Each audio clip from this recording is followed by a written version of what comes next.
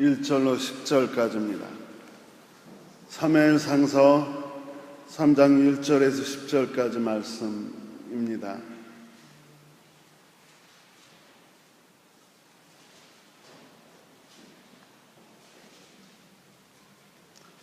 제가 받들어서 읽겠습니다. 사무엘상서 3장 1절에서 10절. 어린 사무엘이 엘리 곁에서 주님을 섬기고 있을 때이다. 그때에는 주님께서 말씀을 해주시는 일이 드물었고 환상도 자주 나타나지 않았다. 어느 날 밤 엘리가 잠자리에 누워있을 때였다. 그는 이미 눈이 어두워져서 잘 볼 수 없었다. 사무엘은 하나님의 계가 있는 주님의 성전에서 잠자리에 누워 있었다. 이른 새벽 하나님의 등불이 아직 환하게 밝혀져 있을 때에 주님께서 사무엘아 사무엘아 하고 부르셨다. 그는 제가 여기 있습니다 하고 대답하고서 곧 엘리에게 달려가서 부르셨습니까? 제가 여기 왔습니다 하고 말하였다. 그러나 엘리는 나는 너를 부르지 않았다. 도로 가서 누워라 하고 말하였다. 사무엘이 다시 가서 누웠다. 주님께서 다시 사무엘아 하고 부르셨다. 사무엘이 일어나 엘리에게 가서 부르셨습니까? 제가 여기 왔습니다 하고 말하였다. 그러나 엘리는 얘야 나는 너를 부르지 않았다. 도로 가서 누워라 하고 말하였다. 이때까지 사무엘은 주님을 알지 못하였고 주님의 말씀이 그에게 나타난 적도 없었다. 주님께서 사무엘을 세 번째 부르셨다. 사무엘이 일어나 엘리에게 가서 부르셨습니까? 제가 여기 왔습니다 하고 말하였다. 그제야 엘리는 주님께서 그 소년을 부르신다는 것을 깨닫고 사무엘에게 일러주었다. 가서 누워있거라. 누가 너를 부르거든 주님 말씀하십시오. 주님의 종이 듣고 있습니다 하고 대답하여라. 사무엘이 자리로 돌아가서 누웠다. 그런 뒤에 주님께서 다시 찾아와 곁에 서서 조금 전에 사무엘아 사무엘아고 부르셨다. 조금 전처럼 사무엘아 사무엘아고 부르셨다. 사무엘은 말씀하십시오. 주님의 종이 듣고 있습니다 하고 대답하였다. 아멘. 성가대 찬양이 있겠습니다.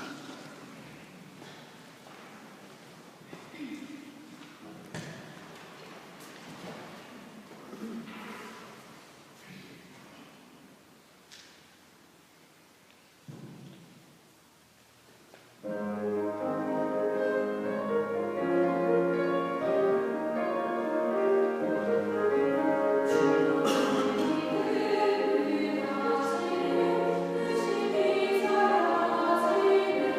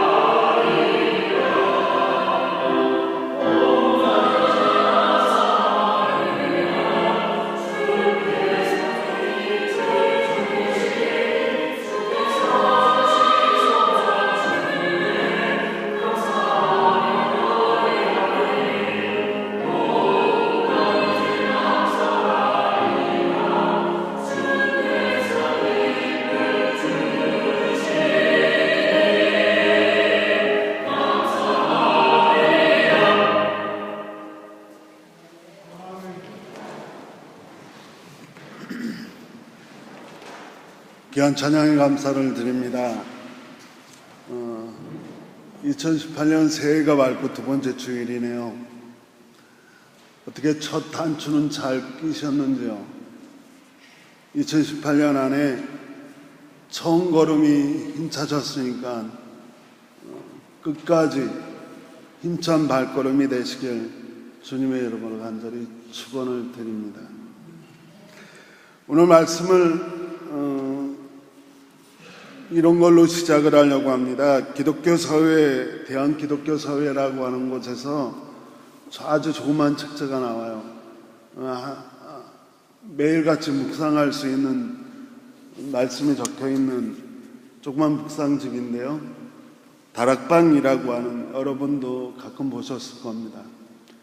그 책에 나오는 조그만 이야기 하나를 읽어드리고 말씀을 나누려고 합니다. 아들이 유치원에 가는 첫날이었습니다. 전에는 엄마와 아빠가 늘 가까이 있었지만 이제는 갑자기 전혀 알지 못하는 이들과 함께 시끄러운 방에서 많은 시간을 보내게 되었습니다. 아이들은 울기도 하고 소리도 질렀습니다. 선생님은 아이들보다 더 크게 소리치려고 했습니다. 아이를 유치원에 남겨두고 온 후에 저는 곧 다시 달려가 아들과 함께 있고 싶었습니다. 아들은 혼자서 두려워했고 위로가 필요했습니다. 바로 그 순간 제가 아들과 함께 있기를 원하는 것보다 더 하늘의 아버지가 무서운 세상에 있는 우리와 함께 있기를 원하신다는 것을 깨달았습니다. 가장 기쁜 소식은 하나님을 위로하시는 성령님을 통해서 늘 우리와 함께 계시다는 것입니다. 위험한 세상 속에 우리는 홀로 남겨진 것이 아닙니다. 매 순간 성령님은 이 땅에 있는 모든 하나님의 자녀들과 함께 계십니다. 저는 마음을 가라앉힌 후에 우리 아들이 아빠와 엄마가 곁에 있지 못하지만 하나님이 곁에 계시다는 사실을 알고 위안을 얻도록 기도했습니다. 보아라, 내가 세상 끝날까지 항상 너희와 함께 있을 것이다. 마태복음 28장 20절. 하나님은 가까이 계십니다. 오늘 본문은 어린 사무엘이 살던 시대에 대해서 이야기하면서 말씀을 시작합니다. 어린 사무엘이 살던 시대, 한마디로 이야기하면 영적인 암흑기입니다. 그래도 오늘 본문에 보면 그때는 주님께서 말씀해 주시는 일이 드물었고 환상도 자주 나타나지 않았다라고 하는 것이 그것을 말해줍니다. 그런데요, 생각해 보면 하나님은 말씀을 멈추신 적이 없습니다. 하나님께서는 단 한순간도 말씀을 멈춰 보신 적이 없습니다. 하나님 계속해서 우리에게 말씀하셨고 단지 그 시대에 하나님 말씀을 들을 수 있는, 그리고 하나님 말씀을 들으려고 하는 사람이 없었을 뿐입니다. 바로 이런 시대를 영적인 무감각 또는 영적인 둔감의 시대라고 이야기할 수 있습니다. 이렇게 영적으로 둔감해지고 무감각해지면 하나님 말씀을 들을 수 없기 때문에, 듣지 않으려고 하기 때문에 사람들은 자기 생각만으로 행하게 됩니다. 하나님 말씀이 아니라 자기 생각만으로 행하면서 살아가다 보면 점점점 하나님은 멀어집니다. 하나님이 멀어진다라고 하는 것은 믿어지지 않는다라고 하는 거죠. 하나님이 믿어지지 않으면 사람들은 마음속에 교만이 생기고요, 그리고 불순종하게 됩니다. 그리고 결국에 가서는 아무런 꺼리낌 없이 또는 양심의 찔림도 받지 않고 악을 행하게 됩니다. 사람들은 충분히 하나님 멀리 계시니까 하나님을 속일 수 있다라고 생각합니다. 오늘 본문을 보면 엘리라고 하는 제사장 그 모습을 눈이 어두워져서 앞을 잘 보지 못하는 모습이라고 표현하고 있는데요. 무언가의 눈이 어두워져서 잘 보지 못하게 되는 것, 그것이 바로 영적인 암흑기입니다. 성경은 왜 엘리가 눈이 어두워졌다라고 이야기할까요? 그것은 다른 것이 아니라 엘리가 하나님을 보지 못하기 시작했다라고 하는 겁니다. 교회가 교회 이야기하는 것 굉장히 껄끄러운 것 중에 하나입니다. 하지만 얼마 전에 이 기사를 보면서 다시 한번 마음에 흥분한 적이 있습니다. 서울의 사랑의 교회 오정현 목사에 대한 이야기인데요. 저는 그 사람이 건축의 눈이 어두워져 버렸다라고 생각할 수밖에 없었습니다. 그가 교회 본당의 넓이를 조금 더 넓히기 위해 도로를 점령해버리는, 지하를 점령해버리는, 그러면서 교인들의 강좌에서 이렇게 얘기했습니다. 세상법 위에 도덕법이 있고 도덕법 위에 영적인 법, 영적인 제사법이 있다. 공공도로를 점유해서라도 더 넓은 예배당을 짓는 것은 하나님의 뜻이고 우리는 그것에 배수준을 쳐야 된다. 글쎄요, 그것이 정당하고 하나님의 뜻일까요? 그러나 바로 이것이 하나님을 알지 못하는 시대의 비극을 상징하고 있다라고 이해되어집니다. 사회법 위에 도덕법이 있고 도덕법 위에 영적인 제사법이 있기 때문에 사회법과 도덕법을 깡그리 무시하더라도 교회만 넓게 지면 된다라고 하는 이 어처구니 없는 말 앞에 어떻게 기본적인 약속인 사회법을 지키지 않으면서 그보다 더 깊고 넓은 하나님의 법을 지키겠느냐라고 하는 의심을 품게 됩니다. 아마도 그는 그 거대한 교회 건물을 불법으로 지어내긴 했지만 영적인 공공재라고 부르긴 하는데 제 눈에는 그곳 어디에도 하나님을 발견할 수 없습니다.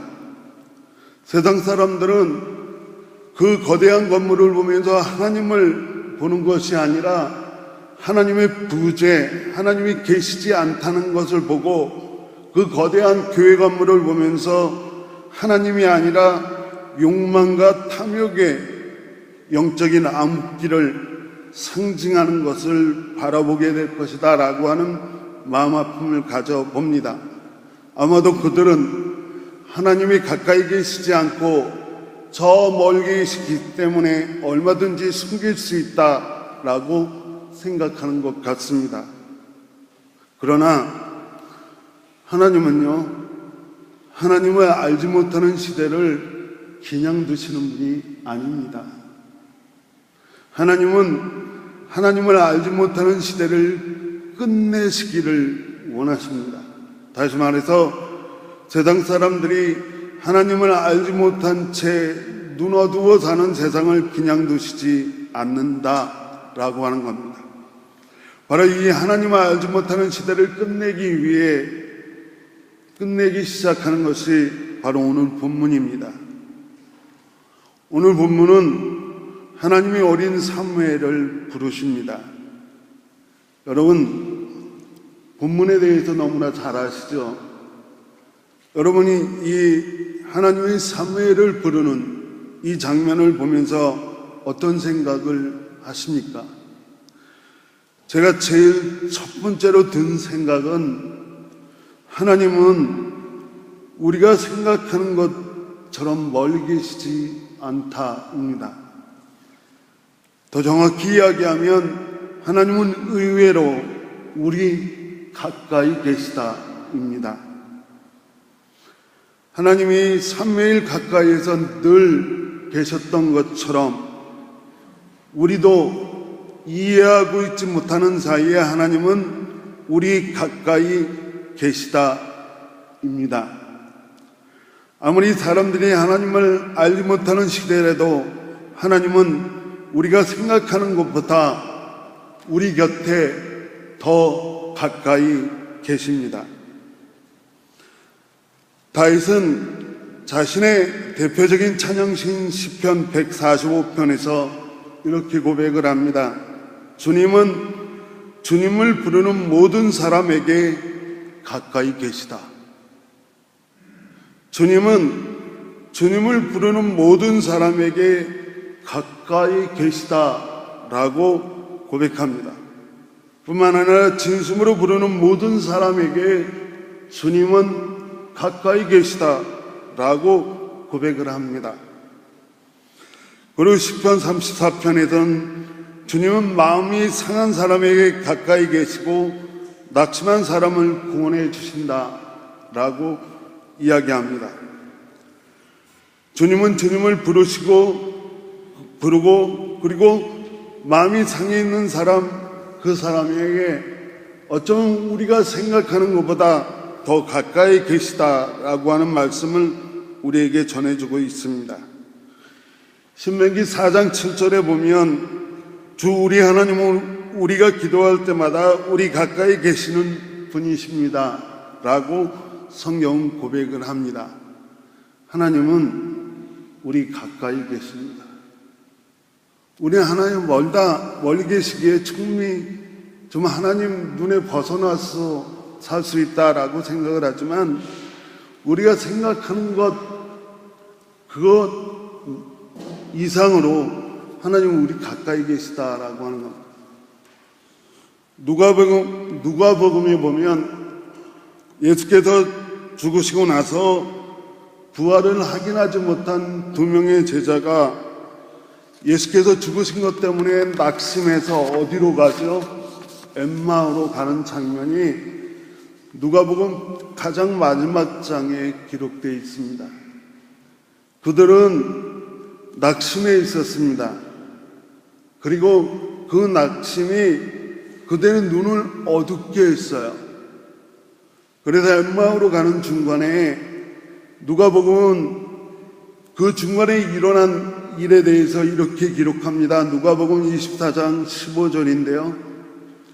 그들이 이야기하며 토론하고 있을 때에 예수께서 가까이 가셔서 그들과 함께 걸으셨다. 그러나 그들은 눈이 가려져서 예수를 알아보지 못하였다. 마치 우리의 모습인 것 같아요.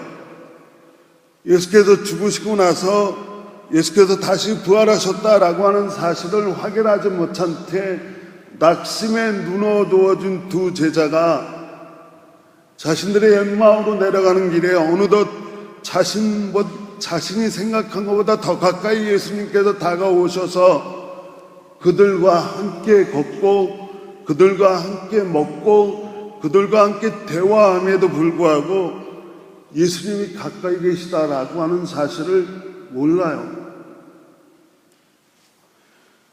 그러나 예수님께서는 결국 그들에게 자신을 드러내십니다. 예수께서 이 낙심한 제자들에게 자신을 드러내고 나서 제자들은 부활하신 예수 그리스도를 경험하게 되고 그 경험을 가지고 예루살렘으로 되돌아갑니다. 하나님은 어떤 시대에도 어떤 형편 속에서도 어떠한 처지 속에서도 하나님이 멀리 계시다라고 생각하는 우리의 생각보다는 하나님은 우리의 어떤 처지이든 형편이든 하나님은 우리 곁에 가까이 계십니다. 하나님은 알지 못하는 시대를 깨트리기 위해 사무엘을 부르신 것처럼 오늘 우리 가까이에서 저와 여러분을 부르고 계십니다. 한 번에 부르셔도 알아듣지 못하면 두 번을, 그래도 두 번을 불러도 알아듣지 못한다면 우리가 응답할 때까지 우리 가까이에서 우리를 불러주시는 분이 하나님입니다. 사랑하는 여러분, 우리가 생각하는 것보다 우리 가까이에 하나님이 계심이 저와 여러분에게 큰 위로가 되시길 주의 이름으로 간절히 축원을 드립니다. 하나님은 우리의 형편과 처지 그 가까이에서 우리를 부르시려고 끊임없이 말씀하고 계심을 믿으시고 그 부르심에 응답하는 저와 여러분이 되시길 간절히 축원합니다. 베드로는 이렇게 이야기합니다. 하나님이 우리를 부르시는데 어두운 가운데서 빛 가운데로 부르셨다고. 그래서 하나님께서 우리에게 행하신 놀라운 일들을 선포하고 증언하라라고 이야기했습니다. 우리가 이 사무엘의 경험을 보면 사무엘은 이미 자리에 누워 있었고 그리고 몇 번의 부르심 때문에 단잠을 설쳤습니다. 그런 사무엘도 부인할 수 없었던 것은 하나님의 부르심입니다. 사무엘은 대답합니다.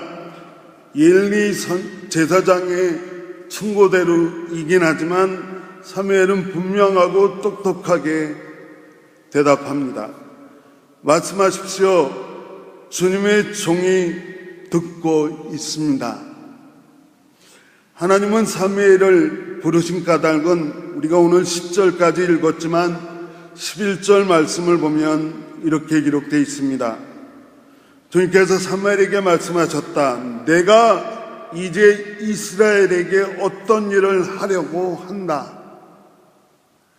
내가 이제 이스라엘에게 어떤 일을 하려고 한다. 다시 말해서 하나님의 이스라엘 향해 하나님 계획과 뜻을 이루시기 위해 사무엘을 부르고 계십니다. 두 번째 드는 생각은 바로 부르심에 대한 우리의 응답입니다. 하나님의 부르심에 대한 여러분의 응답은 어떠합니까? 하나님은 끊임없이 우리를 부르셨고 우리를 어둠에서 빛 가운데로 부르셨습니다. 우리가 하나님의 부르심에 제대로 응답했다면 우리는 오늘 하나님의 놀라운 은혜와 사랑을 알게 될 것입니다. 우리가 하나님의 부르심에 올바로 응답했다면 우리는 하나님의 구원하심과 비전에 참여할 수 있었을 것입니다. 우리가 하나님의 부르심에 올바로 응답했다라고 하면 우리는 하나님 나라의 의와 평화를 누리게 될 것입니다. 우리가 하나님의 부르심에 올바로 응답했다면 우린 영적인 무감각이나 둔감에 빠지지 않고 내 마음과 내 생각대로 살다가 악이 판치는 세상에서 살아가는 것이 아니라 우리가 제대로 하나님의 부르심에 응답했다면 세상에는 하나님의 뜻과 의도가 제대로 선포되어 있어야 합니다. 다시 한번 저와 여러분에게 묻습니다. 우리는 하나님 부르심 앞에 복음의 능력으로 제대로 응답하고 있습니까? 이제 하나님이 우리를 다시 부르신다면 저와 여러분이 아주 똑똑하게 응답하시길 바랍니다. 하나님, 저에게 말씀하십시오. 주님의 종이 듣겠습니다. 주의 음성을 듣고 그 음성을 따라 하나님이 우리에게 주시는 놀라운 은혜와 사랑, 그리고 그분의 구원과 비전, 그리고 하나님 나라의 의와 평화를 누리며 사시는 저와 여러분이 되시길 간절히 축원합니다. 이제 말씀을 마치면서 야고보서에 있는 말씀 한 구절을 읽어드리고 말씀을 마치려고 합니다. 하나님께서는 더 큰 은혜를 주십니다.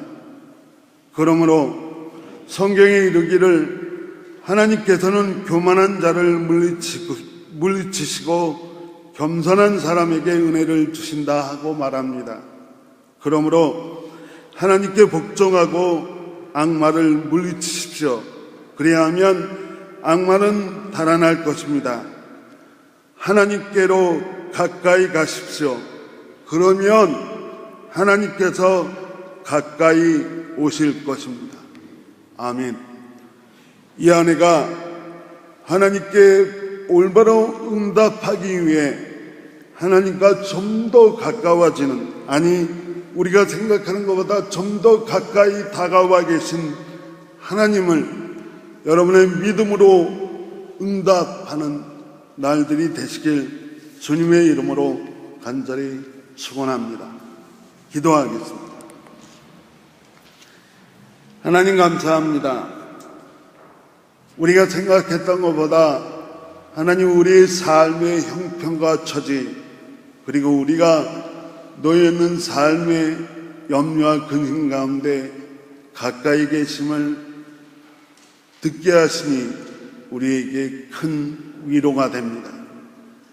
하나님, 우리 가까이에서 늘 우리를 부르시는데 우리가 그것을 제대로 응답하지 못하는 삶을 살아왔던 것 고백하며 이후로는 하나님 부르심 앞에 제대로 응답하는 우리의 믿음의 삶이 되게 하여 주옵소서. 예수님의 이름으로 기도합니다. 아멘.